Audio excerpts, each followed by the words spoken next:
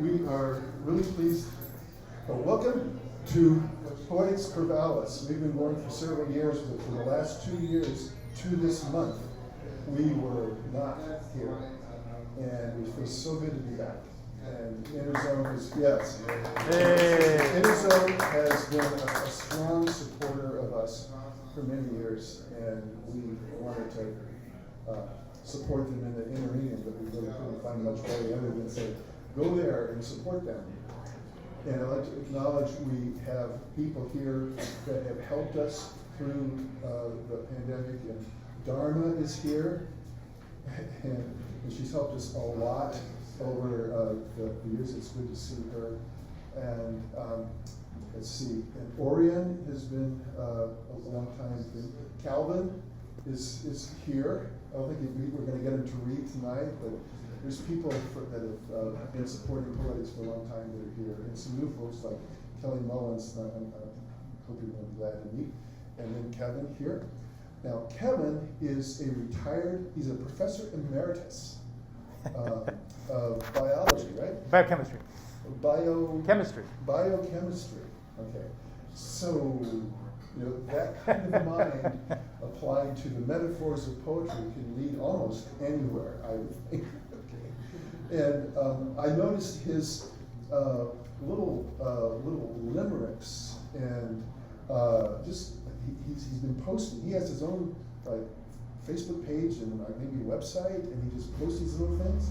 And one of them, I think I get it right, it says, one cannot live life in full if we keep on pushing doors labeled pull. And I thought, okay, did I get that right? You got it exactly right, Frank. Okay, so I thought, okay, for April 1 tomfoolery, this guy ought to be the person we're listening to. So please help me welcome Kevin Ahern.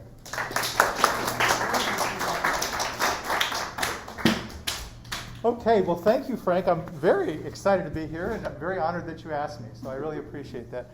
I'm an odd guy, I'll tell you that, and I hope that you guys will get that as I'm going through this. Can you hear me okay? Am I about here? Okay. I write funny stuff for the most part. I have a few things that are sort of serious, but for the most part, I like to make people laugh, and that's what I take great joy in. My great inspiration, if any of you know Neil Gladstone, Yes. is Neil. I love his ability to take ordinary things and make them funny. And so I hope I embody a little bit of that. My first thing tonight is called a pizza cake. They put some pizza in your hands, you love it, order more. Your hunger for the stuff expands, they bring it to your door. Your craving for the product grows much stronger than for sex. It's at this point you truly know the dominoes effects. Okay. Hospitality. When it comes to hospitality, the definition I prefer is the way you make folks feel at home, even though you wish they were.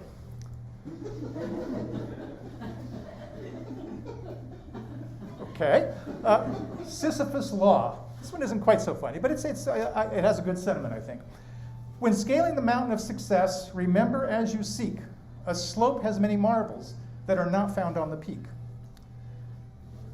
Okay, onions. Onions. This is back to silly. Okay. Whenever my eye detects an onion, it becomes a very Runnian. The age of found. Okay? We have left the age of discovery and entered the age of found. Precision maps depict the world and countries all around. We know the tiniest atoms, the animals and the trees. I wish someone would discover where I left my keys. Okay. Other worlds. Distant planets round other suns, medium, large, and small sized. Do they have people there like us, or are they instead civilized? Oh, okay. I heard that groan. When noise annoys.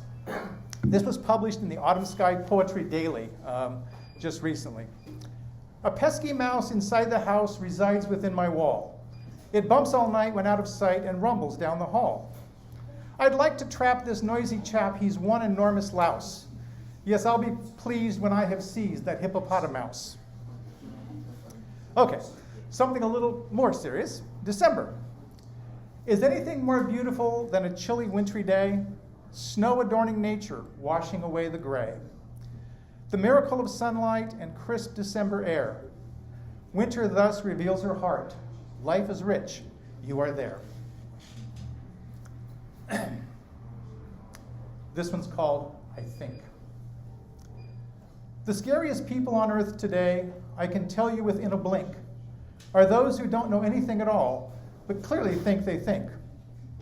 A fully formed thought they've never had, their neurons disconnected. And when they speak their minds out loud, they need to be corrected. These people act without a thought, and the reason the world's on the brink is because of the people who think they think. At least it is, I think. Okay, back to silly. Mr. Potato Head.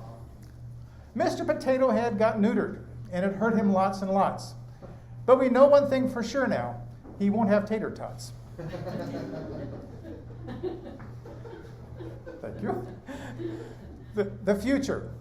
The future promises many things, but they're not all beneficial, because stupidity is natural and intelligence is now artificial. My call is very important. My call is very important, or so I'm always told, by e-robots who speak to me each time I'm put on hold. Now, as regards their honesty, I'm humbly disagreeing, because if I mattered one wee bit, they'd put on a human being. Raising kids.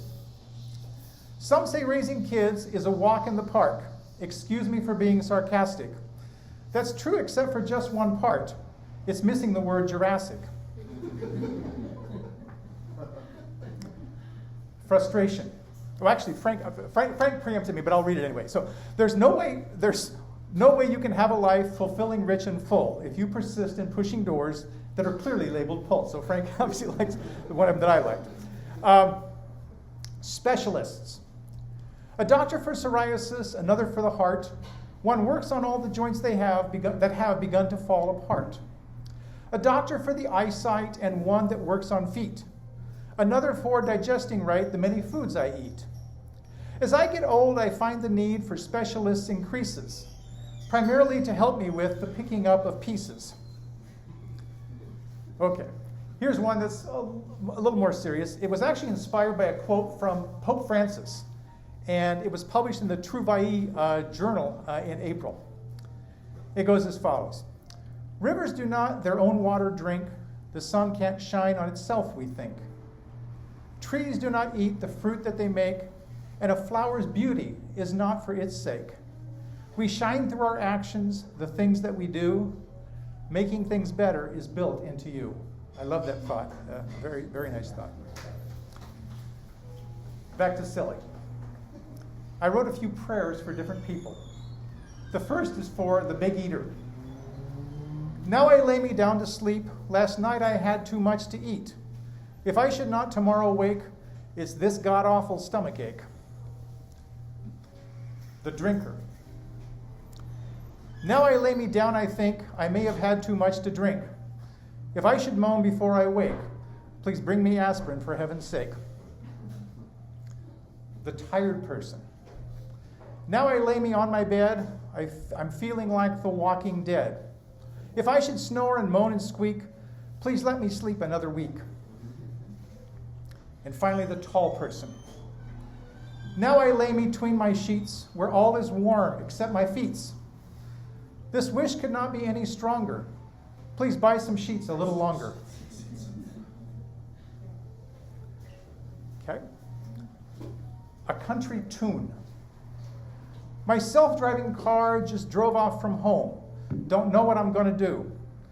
Because now that my Ford has left me alone, it reminds me so much of you. The Armadillo Love Song. Here's to the armadillo, strange creature on the road, with armor on the outside, a most protective mode. A love song to this organism I've with this verse bestowed, so you can go and tell your friends you've heard an armadillo ode. Oh, yeah, that hurts. Beetles. The most numerous species on the earth are said to be the beetles. To fit them in for what it's worth, each one must be quite lethal. Okay, a snail's tail. I'm laughing at my own joke here. This is not good. I'm laughing at me. A snail's tail. A very little snail I know packed up his bags and planned to go to destinations you might know: Paris, Rome, Ontario. Outside his house he left a note, and from it here I quote: "I'm on vacation, left at dawn. This escargot has escargon." Oh. The amoeba. I have my wee amoeba, one-celled and fully fluid. Transparent too, so I can peer and see things right straight through it. But I turn off my microscope at times I'm here disclosing, because it deserves some privacy whenever it's mitosing. Okay. This one's called Frogs, and it was published in the Open Skies Quarterly. In a swamp under logs, there are very many frogs.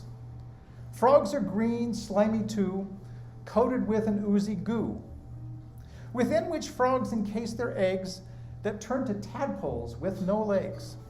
But tadpoles do not long exist because of metamorphosis. Some say frogs make fine dining, but like their numbers, I'm declining. Okay, I like animals, as you can see. Here's one called Dog Dreams, and it was published in a journal called Puppy Cat for animals. Sleeping there upon the couch where he's not supposed to be, my dog is stalking dreamland, his movements say to me. He could be chasing kitty cats, protecting our backyard. Or maybe it's the brand new trick on which he's worked so hard. The growls suggest intruders, he can tell them by their knocks. Or maybe it's the postman doing evil with our box.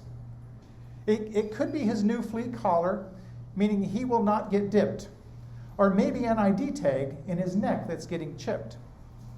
Perhaps it's the neighbor's poodle, and he dreams of getting laid. Alas, he doesn't know it, but she recently got spayed.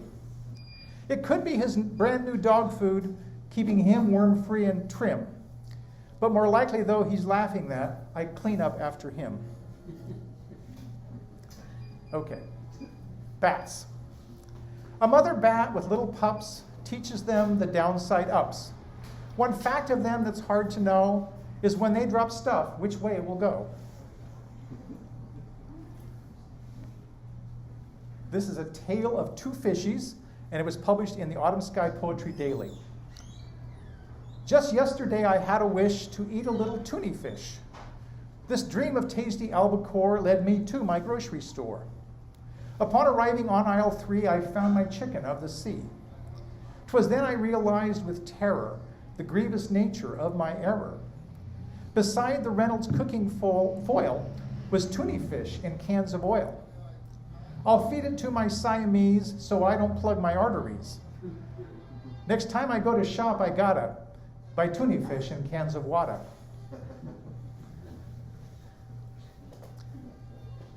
The daily grind. I think we can all relate to this one. The alarm clock rings, I rub my eyes, roll out of bed, the nighttime flies. A world of dreams is left behind, I long now for the daily grind. It's not my work I'm talking about, it's coffee and how in the hell are we out? Okay, on time. I went to bed too late last night and woke up to an awful fright. But now it's done, what can I say? Tomorrow turned into today. They say time flies, you never know about the days, where do they go? A penny in your pocket, say, keep it, spend it, that's okay. But time displayed upon your clock is not an item you can stock. It can't be captured, stored away, or used to fill another day. It just slips forward, always runs, quantized by the setting suns. It stops for no one, people say, and when it goes, it's gone away. There's Mother Time and Father Goose, one's for kids and one's a noose. New Year's baby, old man time, champagne maybe, aging wine. You can have a sack or take a minute, lose it in spring and in fall re-win it. The clock is ticking all the time, tick-tock talking on your dime. You can make good time inside your car or spend some time to learn guitar. If it's on your side, you may go far, or not. And we can have it on our hands, but not upon our feet. It may fly by on the weekends, but be dragging in the week. Time is money, so they say, but it is such a crime that money comes and goes away, but never turns to time. And in good time we all will die as all the days go pass us by, but no one has the answer why time keeps marching on. Yes, we can die before our time, but never after it, you see. It can be a most untimely thing, but timely death will never be. The sands of time make silent chorus in the hourglass right before us, slipping, sliding, marching fast, turning present into past. Just one more thing before I go to end this longish shout. I need to bum some change, you know, my meter's running out. Okay. This is a longer one that I wrote, and it was inspired by a sentence that I had in a conversation with Will Kime, who's a clergyman, shortly before he died. And his sentence was that God loved baseball. Any baseball fans here? Because the Bible starts in the big inning. And so that I thought was a great idea for a poem. And so the poem is titled In the Big Inning. Okay. In the big inning, God did create a pentagon he called home plate. And there upon it where he stood, God declared it verily good. And it was. Around what God called infield spaces, he scattered round a set of bases and put 3 players guarding them, the first and second and third basemen. Next, he built the outfield walls and created shortstops fielding balls. Then further back and oh so deft, God put outfielders right, center, and left. To get the games up fast and going, he set catchers catching and pitchers throwing, and seeing what they did to hitters, God said, "Thou shalt not throw spitters." But many broketh his commandment. And while it was a major boner, God spent time creating owners. He stipulated one condition, that umps would make the game decisions, and arguments were born.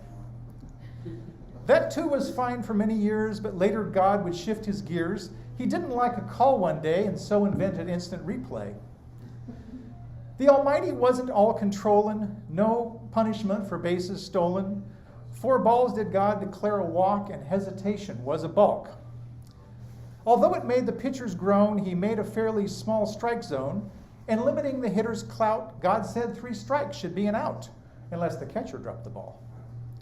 Where there was flatness on the ground, God created a pitcher's mound, but said it shouldn't be too high, 6 inches upwards towards the sky. And God said scorers would be the one who circled bases, making runs. To keep employed statistics guys, God created RBIs, and the cleanup hitter was born. For keeping balance, God gave ways to get 2 outs with double plays, and 3 outs God an inning made. Then after 9 of them were played, he said the team that won a game would have more runs beside its name. But if no team by 9 was winning, a game would go to extra innings. And visualizing what this portends, God made relief pitchers for the ends. And in the 7th innings, God stretched. With insightfulness he had so vast, God put the home teams batting last. And trying hard to make things better, God came up with the doubleheader. A different decision made folks bitter, involving designated hitters. The fighting caused in God fatigue, so he said, just for the American League and the All-Star game in the World Series. Each league began with just 8 teams till God let down his guard, it seems. So Satan took advantage and declared expansion across the land. And God said, uh-oh. Expansion plans spread teams around and took them from the polo grounds. Now there are remnants of these ways. You've surely heard of the Devil Rays, of course. And owner greed and tough contracts burned Ruth and Gehrig and Sandy Koufax. So when Kurt Flood said that he'd been screwed, claiming indentured servitude, God Almighty did decree, and thus was born free agency. And look what happened to that. Next in the land, there soon arose a problem everybody knows. Performance-enhancing drugs became a lot more than a bedroom game. New kinds of cheating now well known, those muscle-building male hormones, and you know who was behind that. Finally, God, with a giant frown, put his almighty foot down. He said, I'm announcing here today we'll start by having interleague play. And to finally atone for the O'Learys, I'm going to let the Cubbies win the series. And things got better across the land. Our world is crazy, the country split. The weather's changing, some want to quit. Putin, Trump, and Kim Jong-un. Let's hope this all gets settled soon. There is, after all, a lot to like. The players have just thrown out a strike. Will things get worse? We'll know by fall. But until then, let us just play ball. Wow. That's really good. Oh, good. Thank you. How am I doing on time? Yeah, within 5 minutes. 5 minutes? Okay. All right. So this one is called In Tune. My brain is driving me crazy. It makes me want to shout. Why isn't song stick in my head, but everything else slips out? Nature versus suture. We'll change on that. They say she got her looks from her father, but I have two thoughts converging.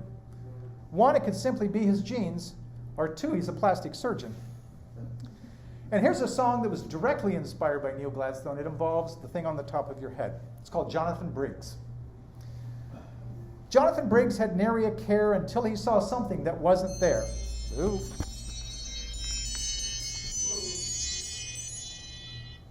I'll start that one over. Okay, Jonathan Briggs. Jonathan Briggs had nary a care until he saw something that wasn't there. In its place was a clearing on the top of his head that was once occupied by his long hair instead. His usual smile turned into a pout because bunches of hair were all falling out. He gathered them daily to his wife, he'd report them, while giving each follicle a thorough postmortem. Alas, it was fruitless, the exit sped faster, despite rubbing and brushing and mud packs of plaster. His friend said, don't worry, though your hair's now in pieces. You've got a great forehead that each day increases. So Jonathan quit counting the hairs in his head, but he still keeps quite busy. I screwed it up. So Jonathan, that's bad when I screw it up. So Jonathan quit counting the hairs in his drain, but he still keeps quite busy. There's so much to Rogaine. Okay, and I've got maybe two quick ones I'll do here. First is a royal pain in the neck. An actress known as Meghan Markle has a smile with lots of sparkle. On one fine day, she met a guy, the second son of Princess Di, who told her that his name was Harry, and the two decided they would marry. But that is not the end of story, wedding a prince so charming. She's entered into territory that might be quite alarming. For her in life, there's so much more than just a royal wedding. Recall his family's noted for a bit of wife beheading. Okay, and I will finish with career considerations. I happen to be in the business of finding myself a career, but unfortunately my options were not so very clear. I thought of being a policeman, but the problem that I saw was I would only have work if people broke the law. I thought of a career in medicine, but dropped that very quick because my success would depend upon people getting sick. Next, I considered dentistry, but realized that they make money mostly only when there's much tooth decay. To work as a mechanic might be nice around this town, but I would need a lot of folks to have their cars break down. Undertaking appealed at first, but now I think not instead, because I'd hate to be waiting for people to drop dead. So I've decided a thief I'll be. I'm guessing you can tell, because I'll do better, yes sirree, when my neighbors are doing well. Okay, so I'll stop there.